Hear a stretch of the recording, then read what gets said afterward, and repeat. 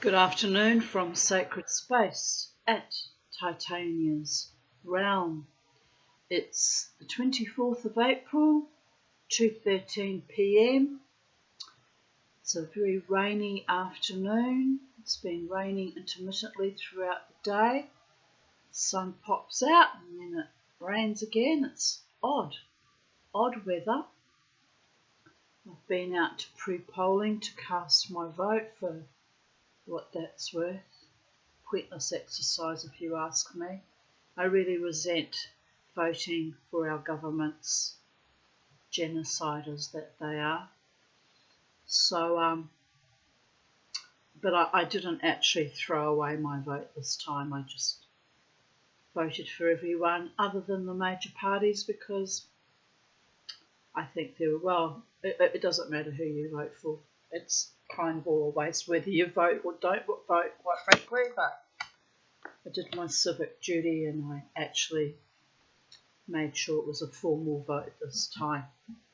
But I'm not happy about it, not in the slightest.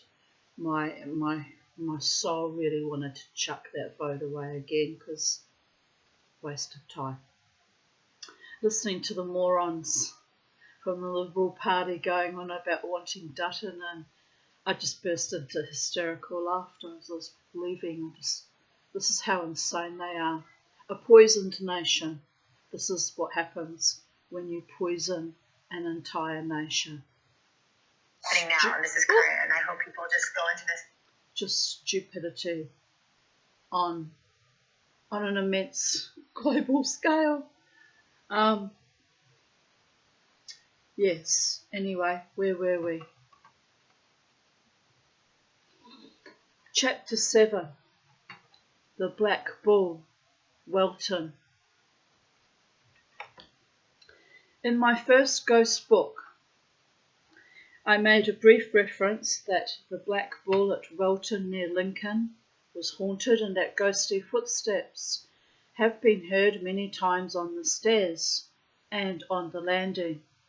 But when investigated, no one was there. Since publication of my first book, many people have come forward with much more information. The most interesting news came from John Turner, Secretary of the Lincolnshire Psychic Research Group, who informed me that the Black Bull had been investigated again with some amazing results.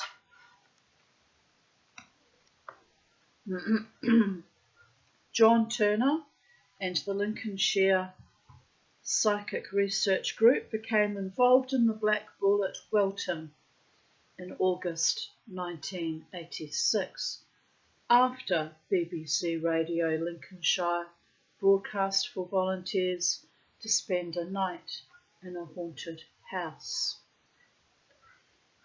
Medium John Turner was one of those selected. Others included Richard Adamski, who had done research in the supernatural, and Gordon Davison was in attendance on behalf of Radio Lincolnshire. The haunted house selected was the Black Bull Public House at Welton. It was reputed to be haunted, and in an upstairs kitchen, objects have been seen and heard to fly off shelves. It was an excellent choice. The meeting was arranged for the Black Bull, and all those involved were notified.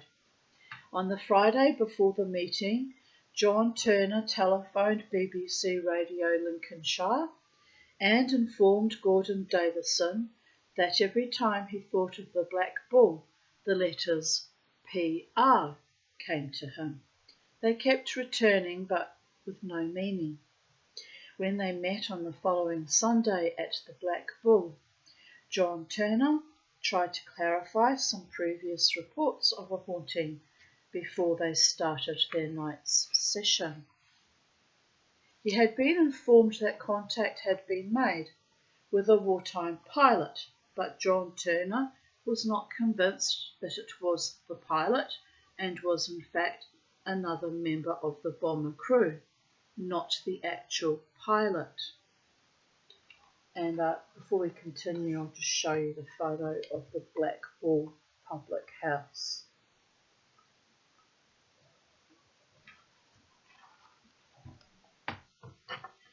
The Lincolnshire Psychic Research Group gave this report.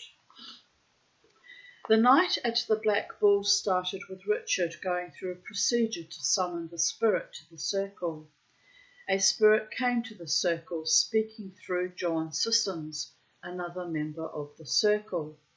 Richard Adamski and John Turner then started to question the spirit, who told them his name was Paul Reed and that he was a tail gunner in bombers stationed at Scampton. He said that he died as a young man aged 21 and then proceeded to tell how he died when his aircraft was attacked by enemy fighters over the North Sea during his return from a bombing operation. He told how he was wounded in the legs and unable to bail out, and that, together with Ginger the pilot, the aircraft ditched in the North Sea, with both of them losing their lives. He told how he was due to marry his fiancée, Rose Williams, in August, but died 4 months earlier, in April. He told how he met Rose when she worked at the NAAFI, NAFI canteen, and that, sorry, this strikes me as funny, NAFI, and that she lived in Newport, Lincoln. He told us that the landlord was a grey-haired, stout man. John Turner, the medium, saw the airman and described him as having a round, boyish face with fair hair that was in loose curls, and that he was wearing a leather flying jacket and a white scarf. When the spirit was asked if he was responsible for throwing things around, he said that it was not him, it was his friends when they came to visit him, and that they did it for fun. Finally, the ghost airman was asked why he remained at the Black Bull, and he said that it was a place where he had been very happy and it held many memories for him. It was the place where they went to celebrate their safe return from a mission, a happy and safe place. End of report. I asked medium John Turner if he could elaborate on the evening at the Black Bull. I saw the airman quite clearly. He was young, with a roundish face, very pale, and he had blonde wavy hair. He was wearing a fleeced, lined leather jacket which was open and showing a white silk scarf tied at the neck and hanging down the front. Excuse me, I just had KFC not that long ago. Well, anyway.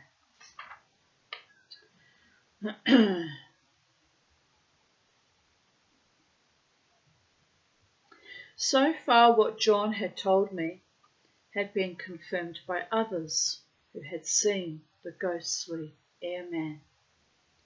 What John said next was very interesting, giving more food for thought about the time zone theory. Note, he says, recounted his death as if it was actually happening to him at that time. John Turner continued.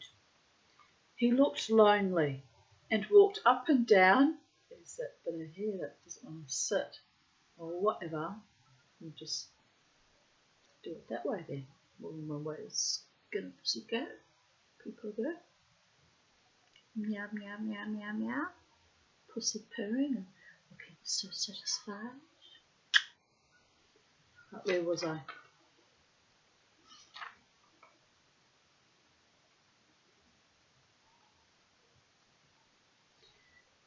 Sorry, he looked lonely and walked up and down as if waiting for someone.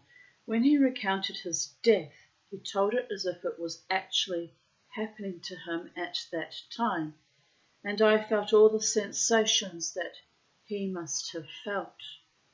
First it was exhilaration as he fired at the attacking fighter aircraft, changing to desperation and fear as he was wounded, trapped by fire, and the plane crashed into the North Sea.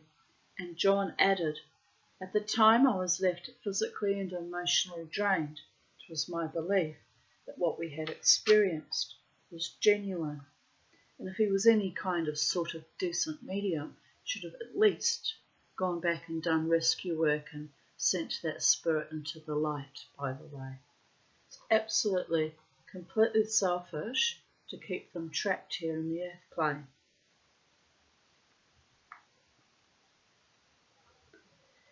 The night spent at the Black Bull Public House did manage to solve a few of the mysteries. The letters P.R. that John Turner had relayed to him days before the meeting now had a meaning and were the initials of Paul Reed and the spirit they contacted. It was also confirmed that the spirit was a rear gunner, and this was pleasing news for John Turner, who was convinced it was not a pilot. The information that the spirit gave about the old Black Bull landlord was later confirmed to be true by the landlord and an old regular of the Black Bull, who remembered him well. John Turner's description of the Phantom Airman was later verified by the landlord's wife. A friend had seen the Phantom Airman sitting at the upstairs bar and had described him to the landlord's wife. It was just as John Turner had said, an airman with a boyish face, dressed in a leather flying jacket and a white scarf. And it was an independent confirmation of John Turner's description. The Black Bull Public House has always been a favourite place for airmen to unwind at, the right atmosphere and the right surroundings, and it was very much so for wartime airmen during the last war. The pub is in easy cycling distance of Royal Air Force Scampton, which housed many bomber squadrons during the war years. The famous 617 Dam Busters Squadron formed at RAF Scampton under the command of Wing Commander Guy Gibson. The Black Bull holds many memories, for it was a favourite meeting place, and, for many, it was their last place on this earth from that last drink at their favourite pub. They took off, never to return. On 8th of November 1986, the landlord at the Black Bull allowed the research group to return so that they could follow up information that was discovered during their previous meeting. The members of the circle arrived at the pub during the evening and sorted out a plan of campaign whilst waiting for the last customers to leave. The circle members were then joined by the landlord and his wife, and photographs were taken. This time, the circle members were more prepared, and their report this time is more detailed and more professional. Did they send that spirit back to the light though? Because that would have been professional. Honestly, it grinds my gears. Their report was as follows. Lincolnshire Psychic Research Group report of the haunting of the Black Bull Public House. Midnight. Ready to proceed, an invitation is extended to one of the Black Bull staff to join the circle. After some thought, the invitation is declined. 12:30 a.m. The members of the circle go to the room and start to prepare for their night's efforts. 1:30 a.m.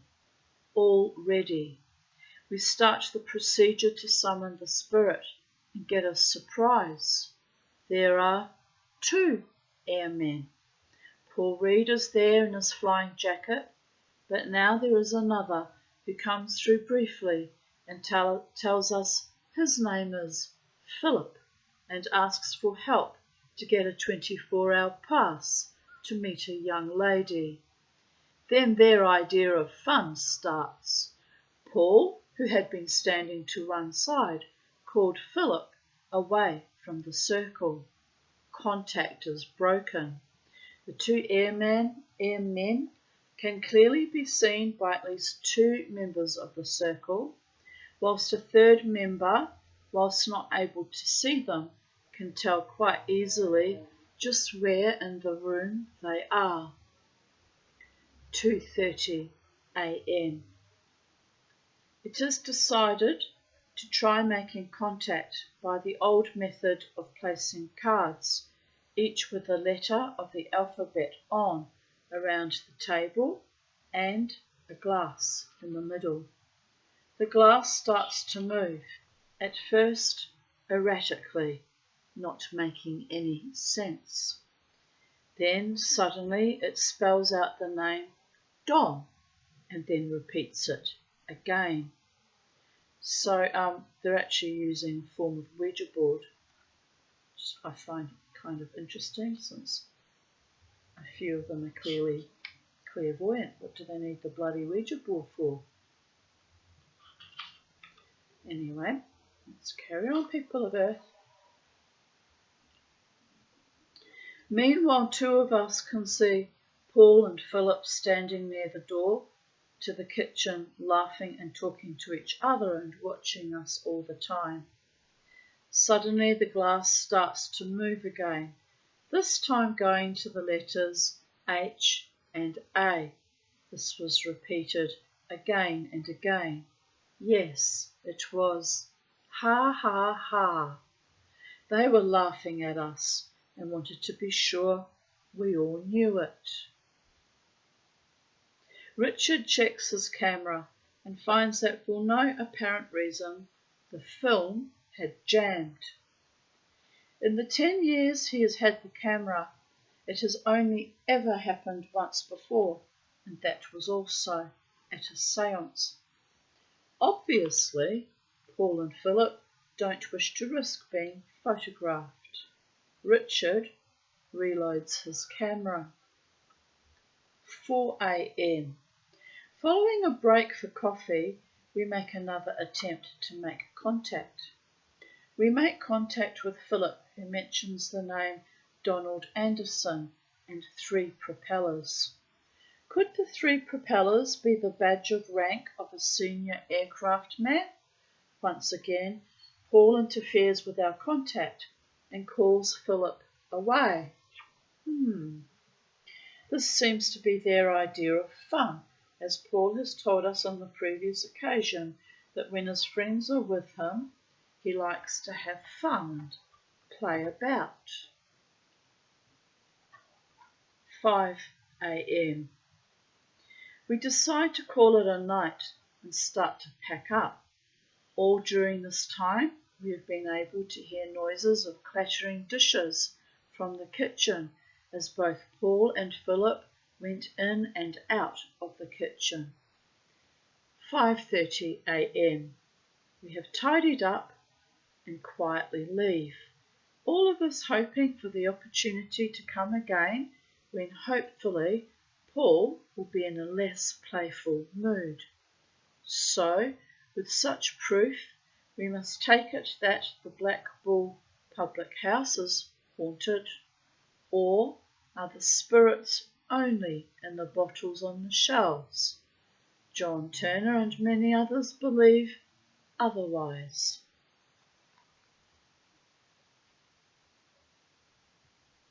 They could have tried actually communicating to Paul the spirit that they want him to get serious and they're there to actually work with them, and now's not the time for fun and games. Again, use your words, people. Fucking communicate. That includes with the spirit world as well as other humans. Just blows my mind how utterly mindless all of that really is. Chapter 8. More about the Montrose ghost. The Ministry of Defence denies, for obvious reasons, that ghosts exist on the old wartime airfields or on any of their active airfields. That is understandable, and many ghostly sightings are never reported. But they are there. The Phantom aircraft and their Phantom crews.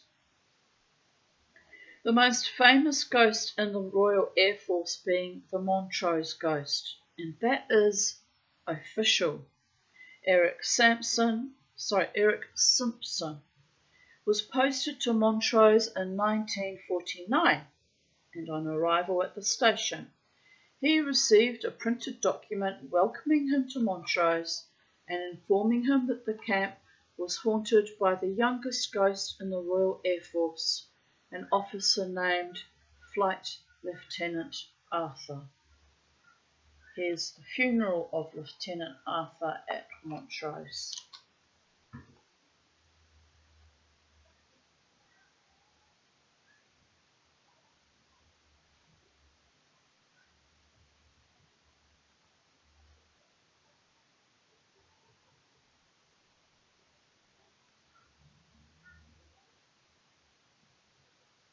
Judging by the uniforms and the women's dress, it looks like back in Edwardian times. So, interesting.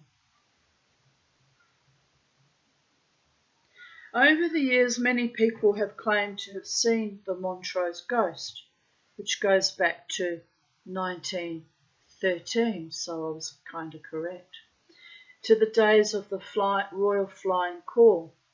Lieutenant Desmond Arthur was killed in a flying accident on the 27th of May 1913, and he is said to haunt the aerodrome because he was killed after his aircraft had been tampered with.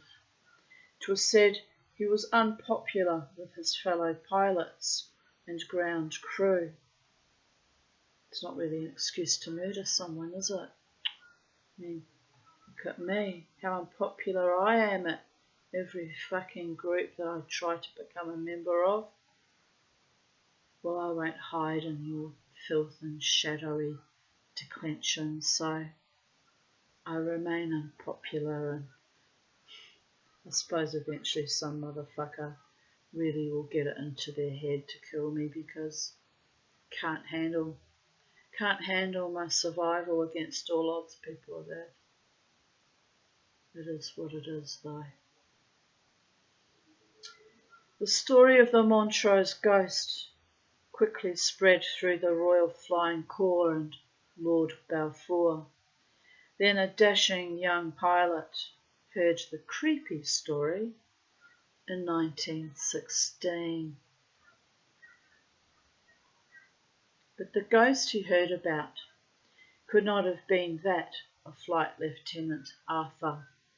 Lord Balfour's account of the Montrose ghost was that of a young trainee pilot who crashed on his first solo flight. His instructor had said he was ready to fly solo, but the pupil pleaded he was not ready to do so. On the night of the fatal crash, the instructor sat up in bed, wondering what had awakened him. He then saw the ghost of his former pupil in his blood-stained flying clothes. He stood and stared at the instructor, then disappeared.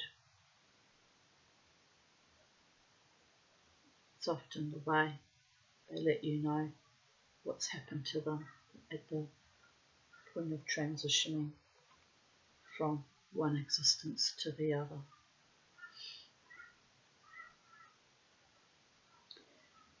That was enough for the instructor, and he was replaced immediately. That same night the replacement instructor was awakened, and he too was confronted with the blood-stained ghost. He hastily vacated the room, and a third man moved in. Within 2 days, he had been visited by the ghost. He quickly left. The commanding officer then took action and had the room sealed. That could not have been the ghost of Flight Lieutenant Arthur. He was seen many times, but never reported to be in blood-stained flying clothes.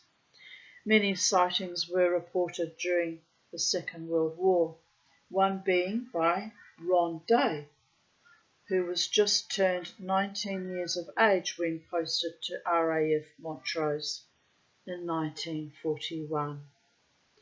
At that period, Montrose was the home of No. 8 Flying Training School with Miles Master aircraft, and the accident rate was very high. As a member of a rifle flight, Ron Day's duties were on ground defence of the airfield.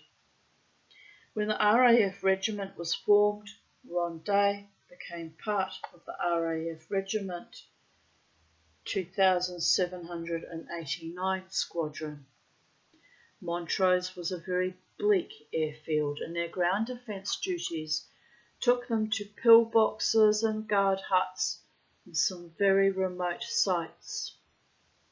Ron Day found himself in a guard hut located on the eastern side of the airfield, on the outer edge, backed by sand dunes, covered by gorse. Beyond the sand dunes was the beach and the sea. Their guard duty was for 48 hours, with 4 hours on and 8 hours off.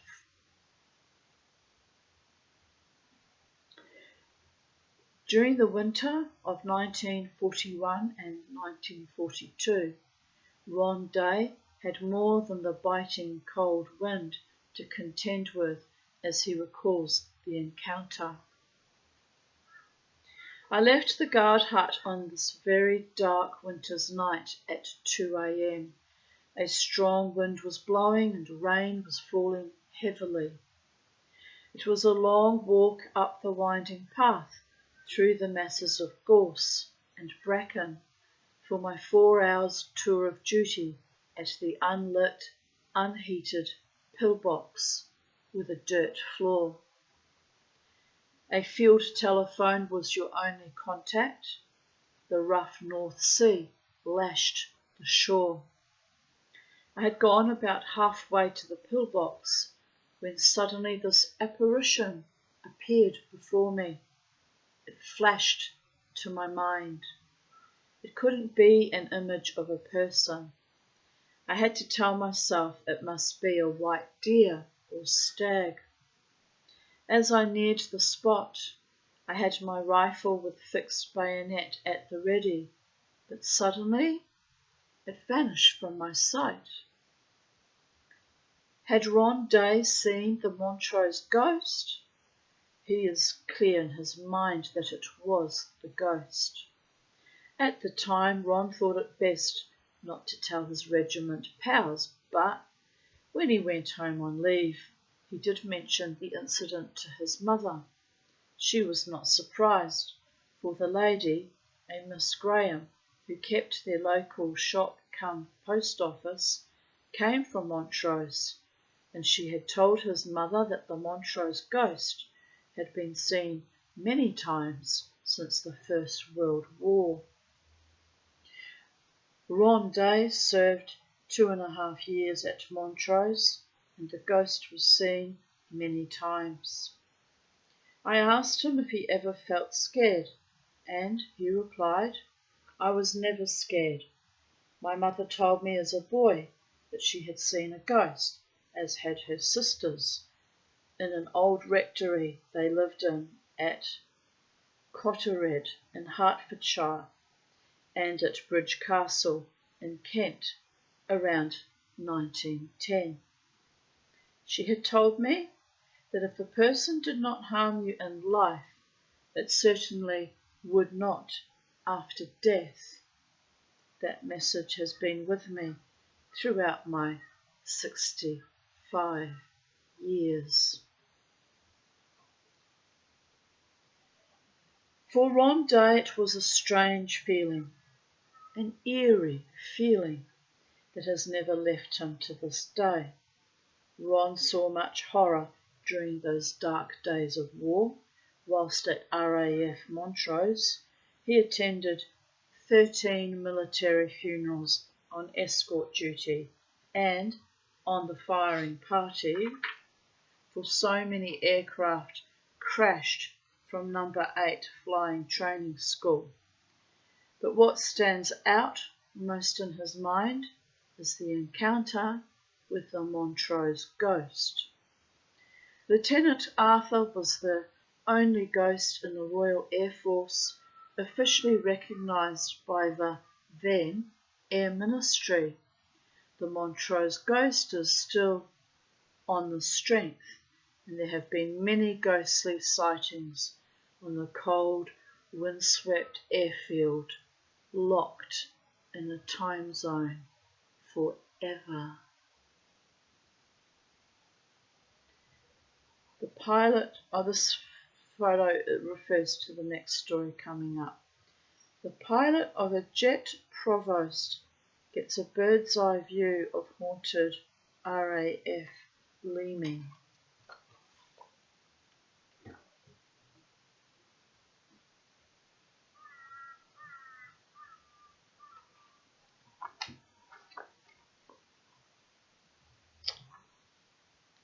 Chapter 9.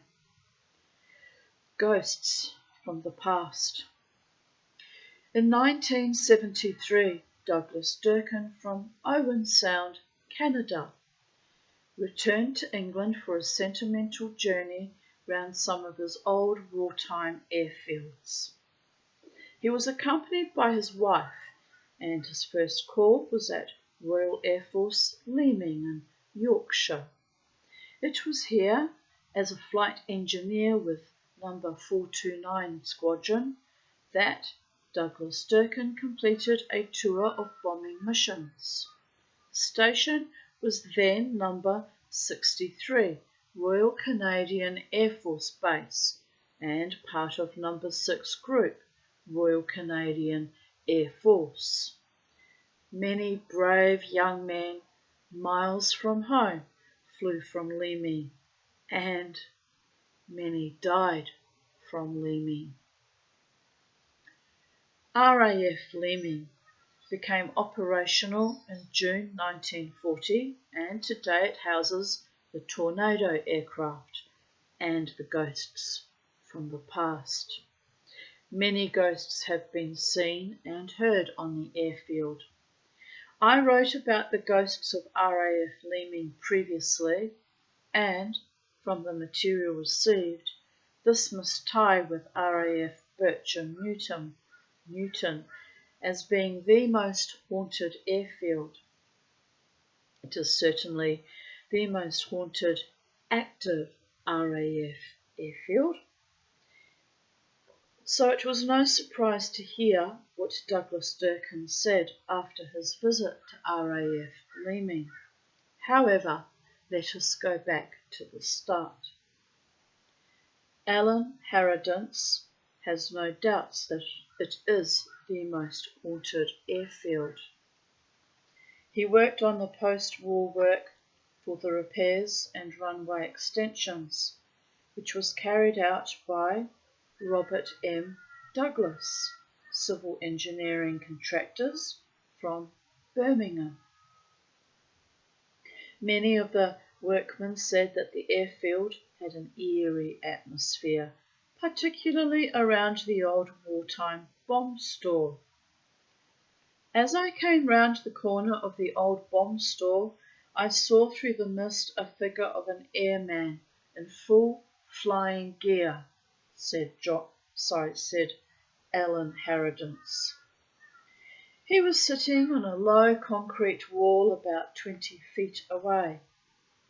Tom, who was the cook for the workmen, had a cold fright when he saw a ghostly figure of an airman in full flying kit.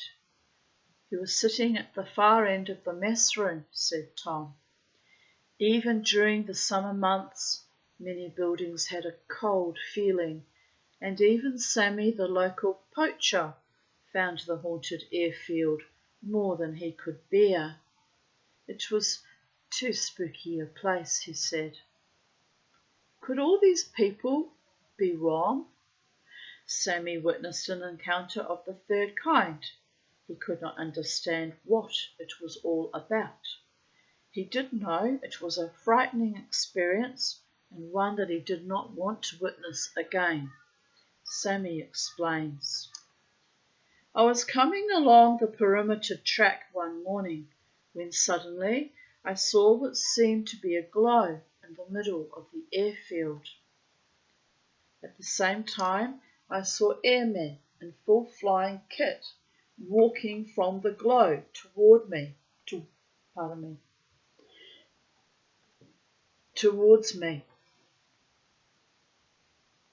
Then a breeze got up and the air seemed full of people talking. I was scared stiff and I dived for cover in the long grass. After a couple of minutes, I lifted my head in time to see the phantom flyers walk into the mound and just disappear. I looked over to where the glow had been, and that had gone too.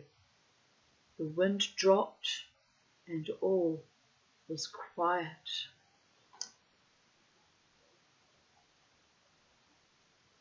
What had Sammy witnessed? A glimpse into another time zone? Whatever it was, made him so frightened he never returned to the airfield. Many people have reported seeing a glow, like a fire, but no fire. We do know that many crashes happened on the airfield. Many were killed, and we do know that a 4-engined bomber crashed near where Sammy saw the glow, and all the crew were burnt alive in the crash. Had Sammy witnessed an encounter of the third kind from another time zone and seen again the crashed bomber and its crew? The RAF police dogs would not go near the area around the old bomb dump, and when passing near one of the hangars, the hair on the dog's neck would rise and some would give a low growl. So it was to a very haunted airfield that Douglas Durkin returned to. He had spent a year at RAF Leeming during those hectic and tragic wartime days. Now he had returned. When I asked the corporal at the gate whether they could look around, he obliged us by calling the station commander and getting permission, said Douglas. The corporal accompanied us, and, as I pointed out, a black wartime hangar that I remembered, he said it was now locked. Curious, I asked the reason, and he said the ground crew would not go in the place, as a spectre has appeared 2 or 3 times as the men were cleaning the premises. Being an active RAF station, it is very difficult for anyone to say that they have seen a ghost. Many have seen and heard ghosts, but never report it. Douglas was keen to find out more, and he was then told the full story. The ghost was a pilot in World War II battle dress with Mae West and old-style helmet. He calls for his crew very mournfully. It is the ghostly voice that chills everyone who hears it. It is the voice of fear, and many say, of doom and despair. The hangar was locked after one man became unnerved after seeing the ghost pilot and hearing his mournful cries. Another man had an accident after seeing a glowing light and hearing a ghostly voice. It sounded from another world, he said. After many other incidents from people who had heard the mournful cries of the ghost pilot calling his crew, people became afraid if they heard the chilling cries. They said to hear the cries meant doom and despair. To stop further problems, the hangar was locked. But you could still sense a presence, said one RAF policeman. Even when all was locked and silent, my police dog would look towards the hangar, its head held on one side and its ears erect, very eerie. Apparently, there was a pilot of a Halifax bomber who visited the hangar to see how the repairs were proceeding on his aircraft, which had received damage in a raid. Whilst inspecting the bomber, someone working inside accidentally lowered the undercarriage and the pilot was crushed to death. With the loss of their pilot, the crew had to go back to a training unit to be given a new pilot. Thus the ghost returns and calls for his crew.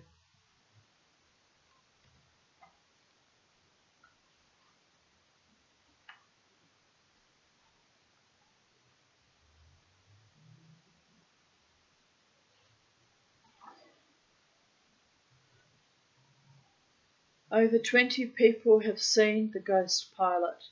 Half of them have heard his mournful calling. Sometimes the ghost is quite clear and surrounded by a greenish light. Other times the ghost pilot is indistinct, almost like a bad television reception. One thing is certain, so many people cannot be wrong. They did see and hear ghosts from the past.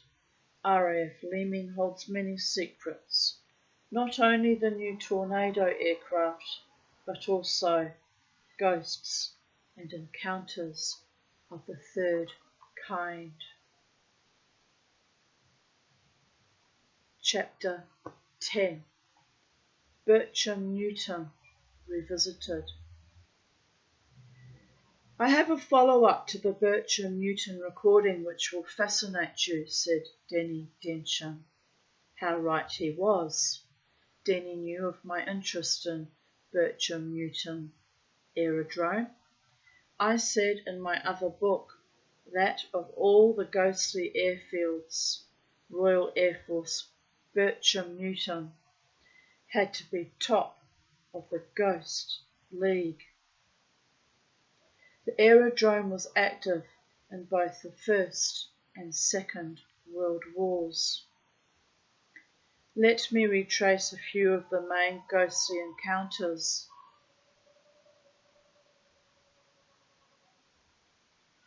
At the most haunted aerodrome. Mary Tock was a WAF nursing orderly at Royal Air Force Bertram Newton who had a ghostly experience in 1949. Decades later, it still chilled her as she related it to me. Over the August bank holiday period in 1949, Mary Tock was on duty in the station sick quarters, which was next to the decontamination centre. To pass the time, the two WAFs played table tennis, and they were playing on the Sunday evening when they experienced an eerie encounter. It was about 9 p.m.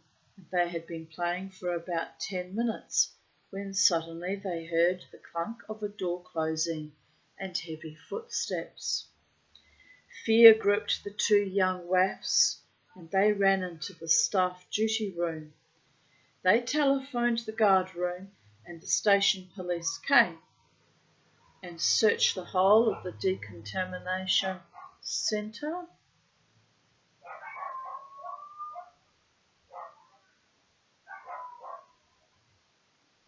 And the sick quarters, but found no one.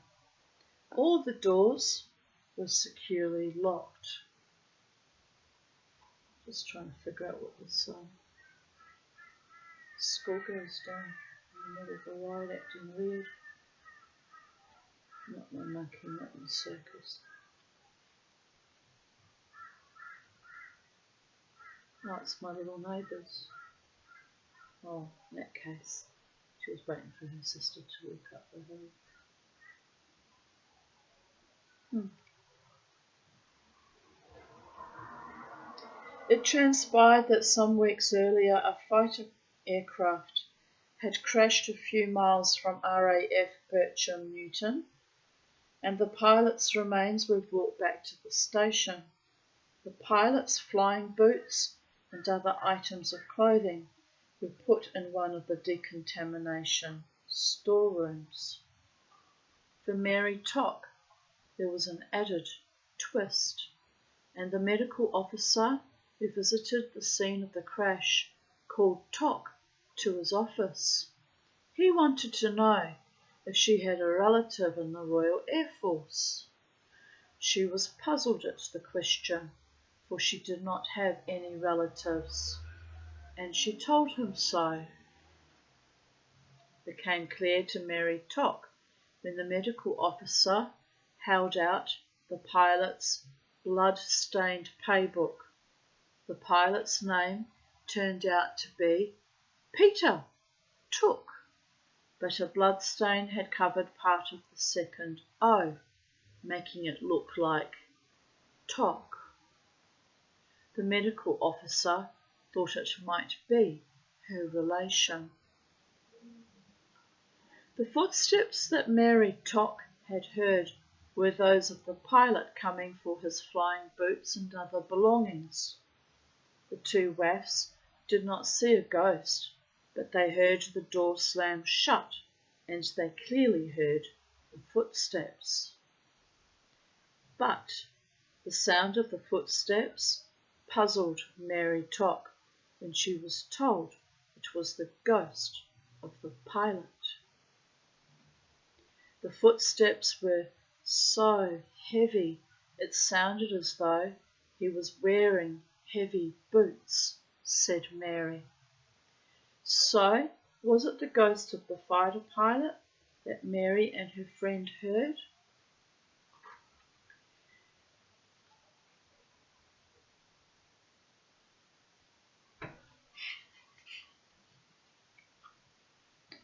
There were many other hauntings reported at the old wartime airfield, but the most puzzling is the haunted squash court, which was built during the First World War. Ghostly footsteps in the viewing gallery have been heard by many people. Also, many people have seen a ghost airman in the viewing gallery. One of the most psychic recordings ever made was from the haunted squash foot court. Oh, that hurts. The tape recorder picked up the sound of muffled speech, and a ghostly woman's voice can be heard, most spine-chilling. I have the actual tape recording, and it is most frightening when one knows it was recorded in an empty squash court. The tape recorder picks up metallic clangs and noises as though heavy objects were being moved around. It has an unearthly sound, eerie, and it gave the impression that one was listening to the everyday sounds of people working in a hangar in wartime. No one could explain the sounds on the tape, and everyone who visited the haunted squash court said they had an uneasy feeling and felt cold when in the right-hand court. To try and solve the mystery of the haunted squash court, a couple called Sue and Geoffrey Cooper, who lived in Bishop Stortford, decided to do a follow-up on Denny Dencham's original investigation. They went down to Bircham Newton and they actually got permission to spend the night in the squash court. They entered the left court and they found it a perfectly normal atmosphere. But when they went into the right court, there was just something curious about it, something strange, which fascinated them. They had a cassette recorder with them, which they put on the floor of the building, and they actually stood around and waited while they were recording. Now, they did not hear anything themselves, but the recorder picked up very similar sounds to the sounds that Denny Densham recorded. I do have both tapes from the recordings, and in the second tape, the one recorded by the Coopers, you can hear odd thumps, and there was again a metallic ping, rather fainter than the one that Denny recorded, but nevertheless a metallic ping. There was also a metallic clank, but there was nothing in the building which could have caused that sound. The walls are lined with timber, and the end walls are brick with a plaster surface which was used to hurl the ball at when playing squash. At the other end of the building is a wooden gallery, but nothing metallic, so it is a mystery as to how these metallic sounds were caused.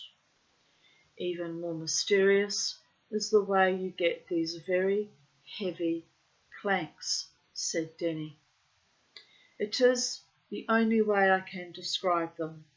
It is rather like heavy objects being moved around, and one might imagine them inside an aircraft hangar. To hear the tape, one is left in no doubt that the sounds are those of a wartime hangar. The tape recorder picked up one sound that was quite remarkable, for it could well be the sound of an aero engine. It went on for about 12 minutes, and towards the end, it sounds as if the engine revs up for the tone of the engine changes. There is no way this particular sound could have been produced inside a completely empty squash court. I have heard the tape recording, and I have to agree that it clearly sounds like an aeroplane engine on run-up in a hangar. Denny Densham said, "For my choice, I would say that that was a piston engine or a twin-engine machine that is standing on an apron with its engine ticking over. And the changing tone towards the end of the recording seems to add some authenticity to the sound. How it came about, I just don't know." Another mysterious sound on the tape recording the Coopers described as a hangar door closing, but again there is no logical explanation for what it really is. "It could be a hangar door closing," said Denny.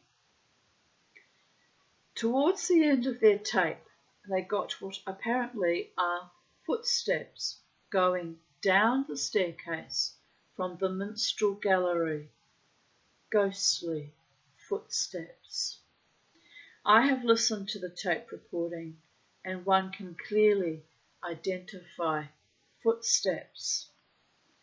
They had a very successful night's work, and, as I understand it, they are to continue doing investigations at Bircham Newton, so as Denny Densham remarked.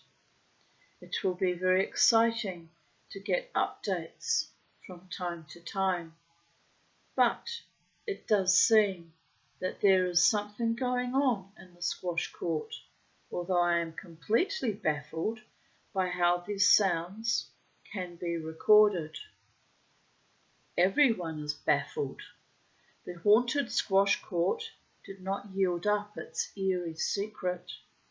It is another game to the ghosts of Bircham Newton, the ghosts in eternal time.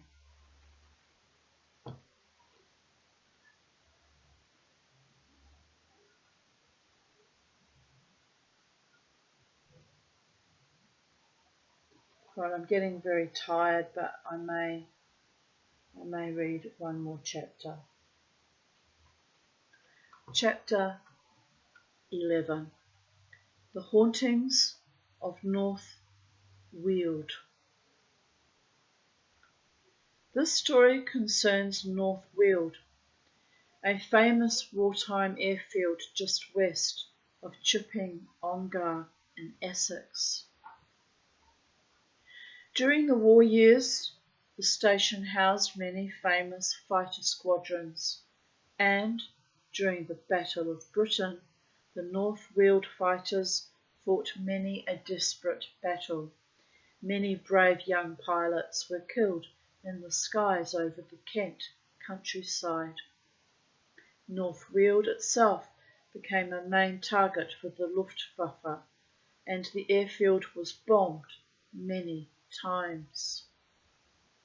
In 1980, Denny Densham accompanied Geoffrey Croom Hollingsworth and members of his special psychic investigation team to North Weald Aerodrome for a night's vigil in a building which had accommodated Women's Auxiliary Air Force during the last war. Denny Densham is a level-headed man who was a war correspondent during the last war, not a man to be swayed by events. He had worked with Wing Commander Pickard during the making of the wartime film Target for Tonight. Could have sworn I heard my phone do something weird, but no, imagined it. For the making of the wartime film Target for Tonight at the now defunct Denham Film Studios.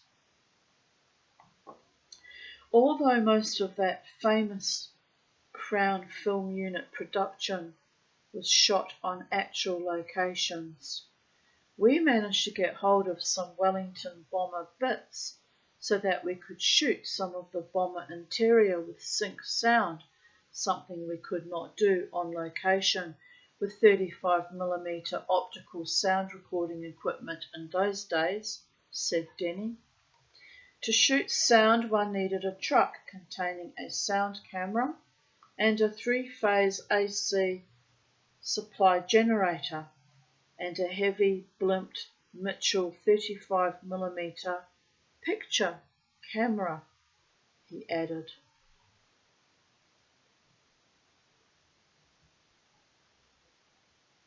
Denny Densham was in action with his movie camera after D-Day, 6th of June 1944, and he was one of the first men to enter Paris.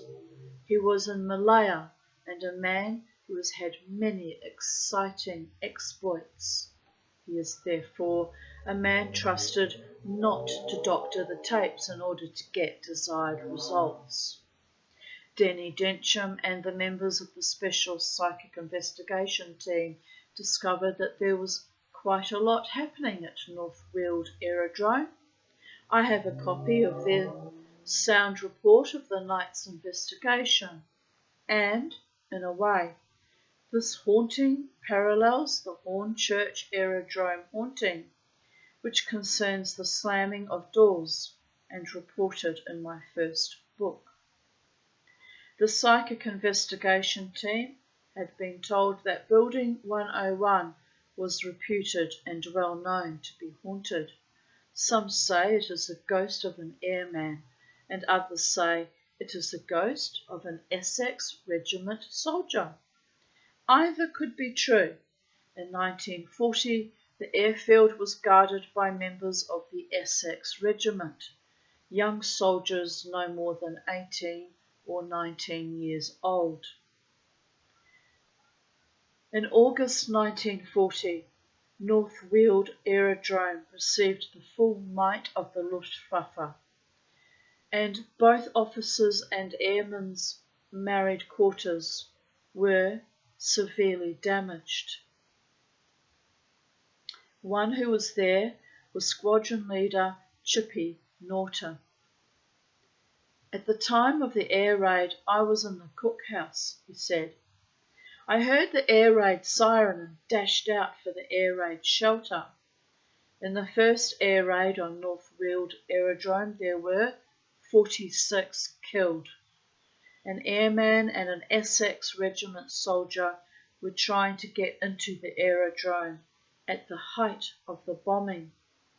As bombs fell near them, the airman threw himself to the ground, and this saved him from the blast. The soldier was not so lucky.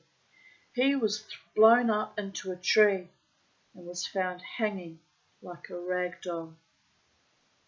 People say it is he who haunts the building, but some say it is an airman.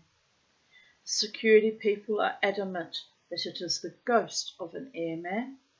It is known that during the raid, an airman forgot his gas mask, and he returned to his quarters for it.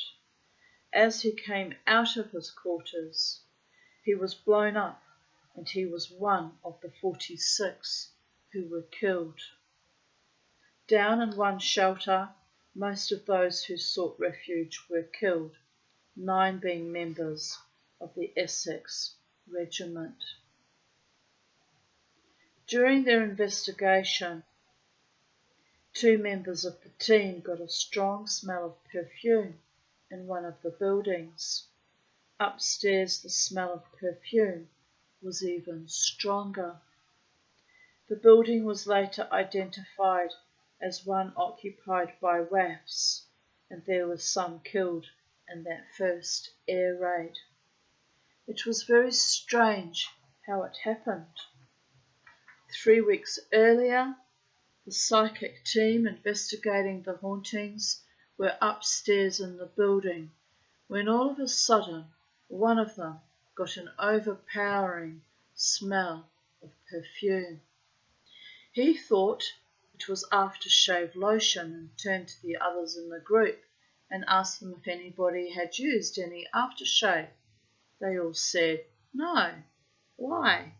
Suddenly 2 of the group got a strong scent smell. They put it down as being a Brylcreem smell. It was only afterwards that they found out that it was a WAAF's building that they had been in that night. It could well have been scent. The smell was only for about a minute or so. As one of the group said, you sort of walked through it, picked up the smell of scent, but by the time you had walked back, the smell had gone. The building they were in was dilapidated, and there was nothing there that could have produced the smell of scent. After 2 separate incidents of smelling the strong scent aroma, they decided to investigate it further. It was much more than just a coincidence. After many inquiries, they found a woman who cleaned at the aerodrome, and they went to interview her at Ongar or Ongar. It was established that in 1968 the York Lancashire Regiment moved in, and they encountered really grim experiences on the old wartime aerodrome, doors slamming and other ghostly noises which were reported in the newspapers. The woman cleaner brought her friend in, who was also a cleaner at the aerodrome. It was their job to get the place ready for the soldiers to move in. They were working in a room when, all of a sudden, they heard furniture moving about upstairs. I would just like to add, the buildings were locked when the cleaners entered and locked when they left.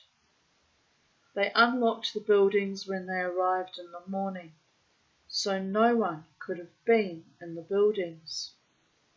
When the two cleaners heard all the noise upstairs, they were very disturbed. Who the devil is upstairs throwing things about after we just polished the damn floors? Said one of the cleaners. With that she dashed upstairs, but there was no one there. The second occasion happened 2 days afterwards. They were busy cleaning when the same thing happened. Banging upstairs with noise of furniture moving. They again dashed upstairs to find out what was going on. But this time, besides hearing noises of moving furniture, all the dormitory windows had been thrown open. In 1979, Epping Forest District Council purchased some of the buildings, mostly hangars, and one evening at dusk, Mr. Mike Bailey, the officer in charge of the museum, was going across to Hangar 1 when he suddenly looked across, and he was amazed to see a phantom airman stood near the hangar. He thought he was seeing things, and he looked again, and sure enough, there stood an airman. Suddenly the phantom airman vanished. This was in September 1985. 2 nights later, he was again going into Hangar 1 at about the same time, 6:30 in the evening, and as he looked in the direction of where he saw the phantom airman, he saw not only the airman this time, but also 2 WAFs and another 2 airmen stood behind. He thought he must be going balmy.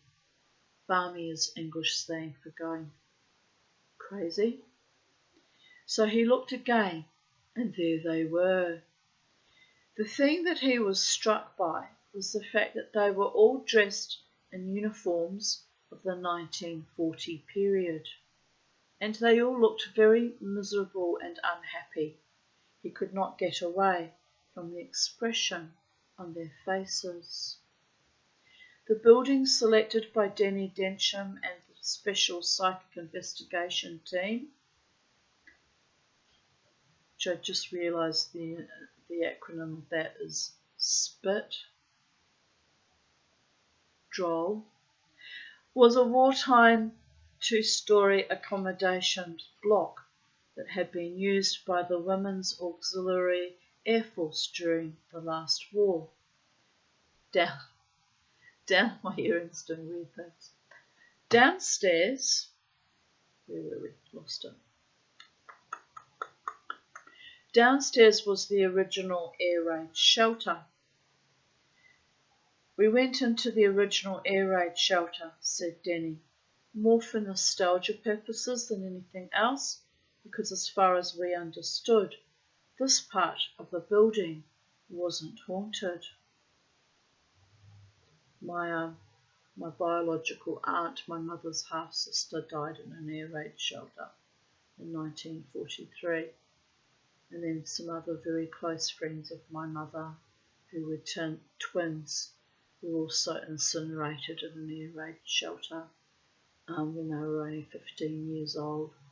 Those twin girls used to appear to my mother as ghosts to give her like premonition or warnings of bad things about to happen around the family or around the home.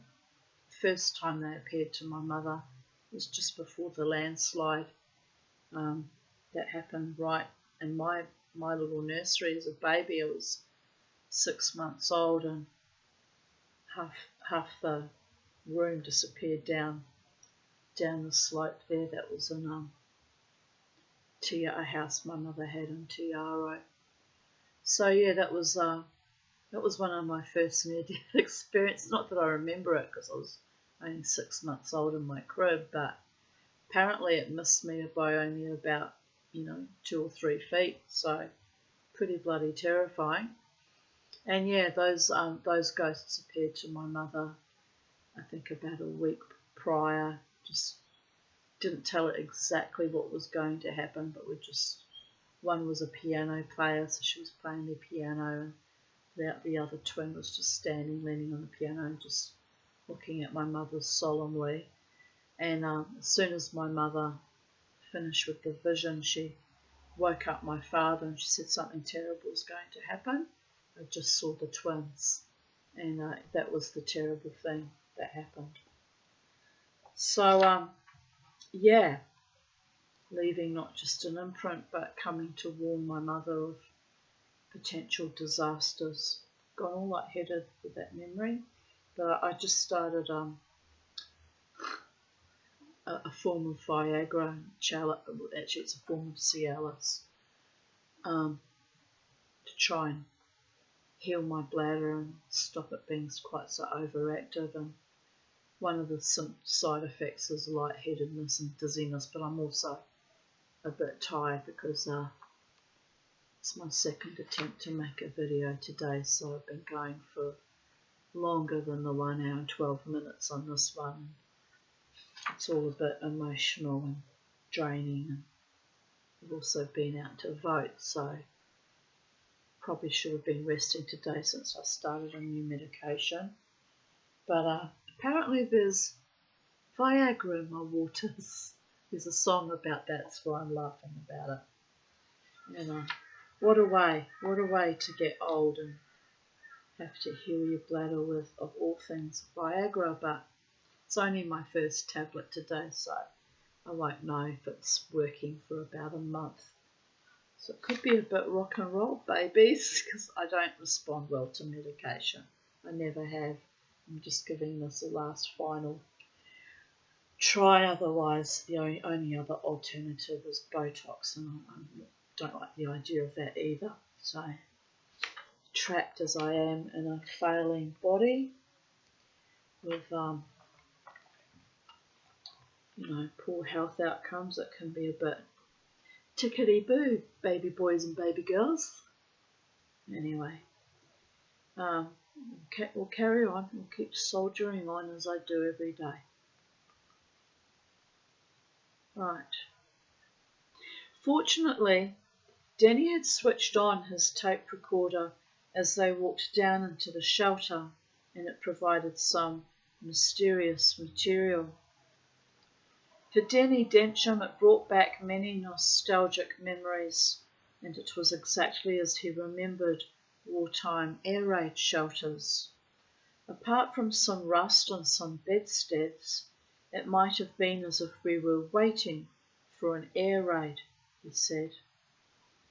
As they started to make their way back up, Denny paused at the top to tap on the steel, bomb-proof, anti-blast door, and, when he played back the recording, he found to his astonishment that one channel on the recorder had got a lot of interference on it. You can actually hear the interference.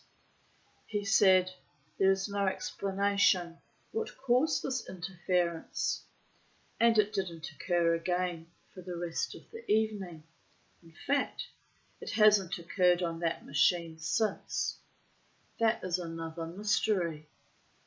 And, he added, so very often when you are doing psychic investigations with electronic equipment, something goes wrong with it and you can actually hear this breaking through on the left channel. And I have no explanation for what caused that interference. I have Denny Dencham's tape and have played it over many times, but cannot solve the mystery. I can hear on the tape someone saying, "Mind your head," and Denny saying, "Steel door, rusted up."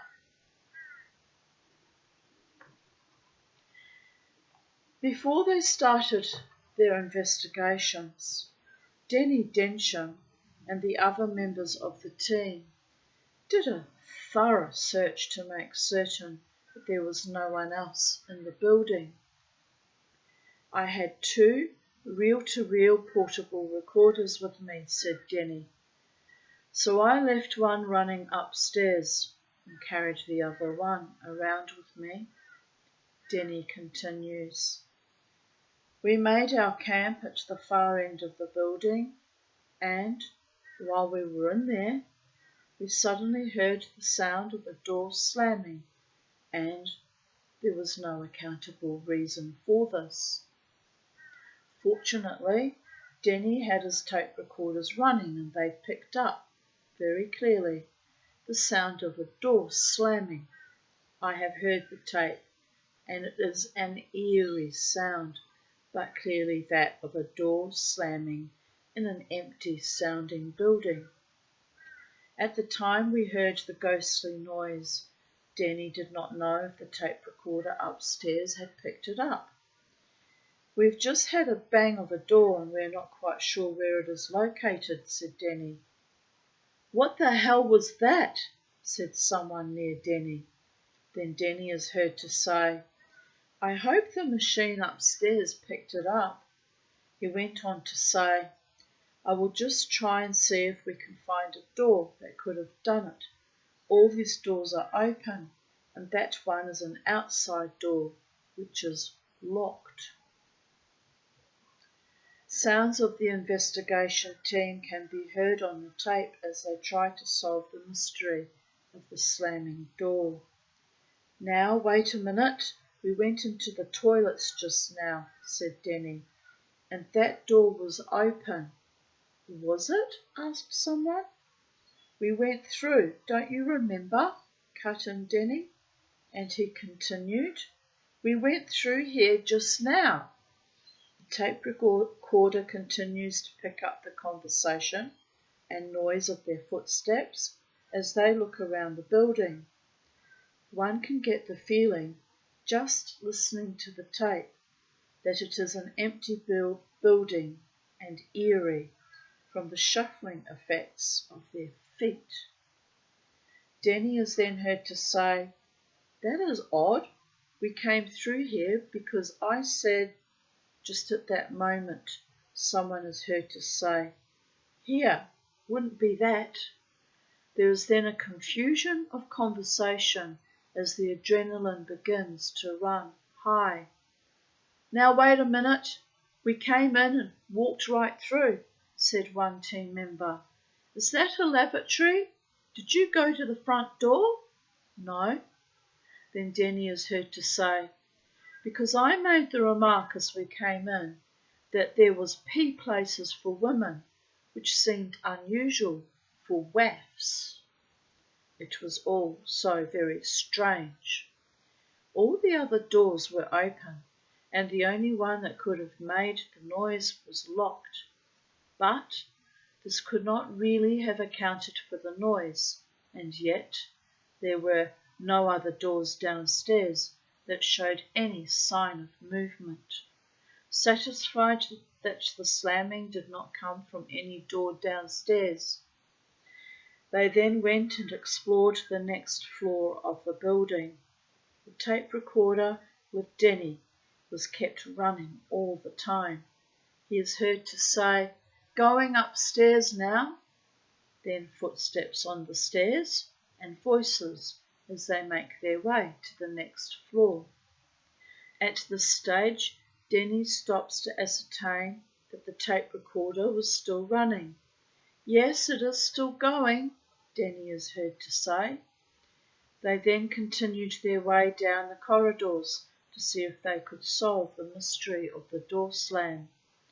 However, while they were walking down the passage, they heard another door slam, and this was picked up by the second machine.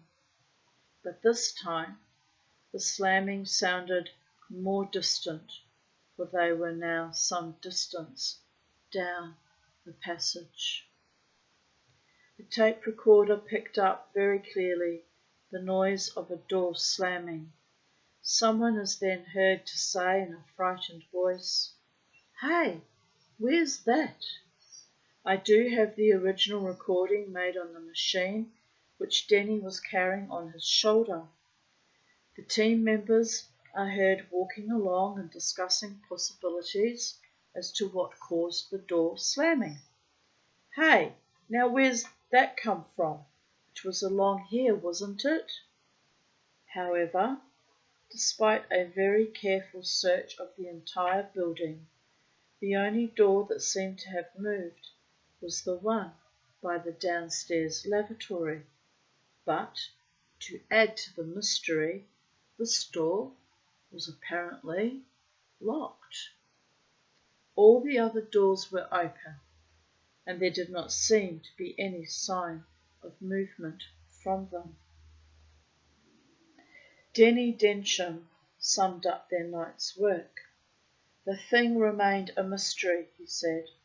"Quite obviously, we had had 2 doors slam during our night investigation there, and no explanation for it.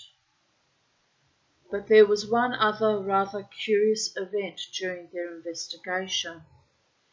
In the room right at the end of the building, where the psychic investigation team had made their headquarters, a place to regroup and to have their coffee and sandwiches to sustain them during their night's vigil, they had set up some candles. Denny Densham explains. There was one candle burning by a window, and the window had lost some of its glass. One would have expected that the draught from outside would have blown in, and we found, to our astonishment, that the candle flame was blowing over and bowing towards the window, as though the draught was coming from inside, and yet the building was otherwise more or less sealed up. All the other windows in the building were shut. In fact, this was the only broken window in the building. I made a remark about it at the time. On the master tape that I have from Denny Densham, he did indeed record the eerie sensation of the candle flame. Denny is recorded as saying, "There is a draught coming now, but it is coming the wrong way. It is coming from inside the building and blowing our candle flame towards the window instead of coming the opposite way. The draught should come through the window from outside." Indeed. The other members are mystified at what Denny had pointed out to them, and they all converge near the candle. "The draught's going the other way," one is heard to say. "Is there a door open?" asked another. "Let us sort out where the draught is coming from," Denny said. But once again they had no answer to the mysterious candle flame. It is rather unfortunate that the barrack block and the adjoining ones have now been pulled down and the aerodrome is being taken over, I think, by light industry, so we shall not be able to continue investigating on that particular location, said Denny Densham. And he added, but it does show that strange things do happen in old aerodromes. Right.